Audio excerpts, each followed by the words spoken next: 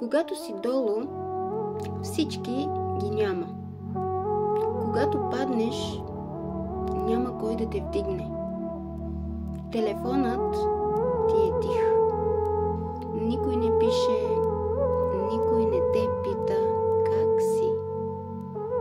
Тогава разбираш кой е истински. Но щом започнеш да се изправяш, щом се появят първите пари, първите успехи, първите снимки, които изглеждат добре, изведнъж всички се връщат.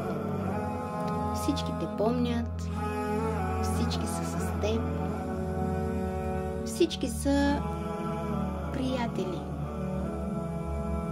Истината е, че хората не идват при теб заради това кой си. Идват, защото имаш нещо, което им трябва. Пари, внимание, власт. И когато това изчезне, изчезват и те. Без обяснения, без благодарност, без следа. Затова не се лъжи. Не мисли, че колкото повече имаш, толкова повече ще те обичат. Истинската стойност не се мери с това колко струваш в чуждите очи, а колко стоиш зад себе си, когато всички други си тръгнат. Истинските хора не идват, когато си възможен. Те остават, когато си невъзможен.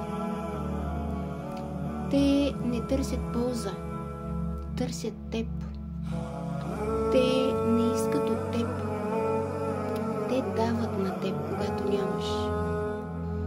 И ако си имал късмета да имаш поне един такъв човек до себе си, не го губи. Не го заменяй за аплодисменти, за лайкове, за фалшиви усмивки, празни думи. Защото светът ще ти се усмихва, докато имаш, но ще ти обърне гръб, когато спреш да даваш. Пази сърцето си, пази кръга си тесен, но истински. И никога не забравяй кой беше до теб, когато никой не беше. Защото това е твоето истинско богатство.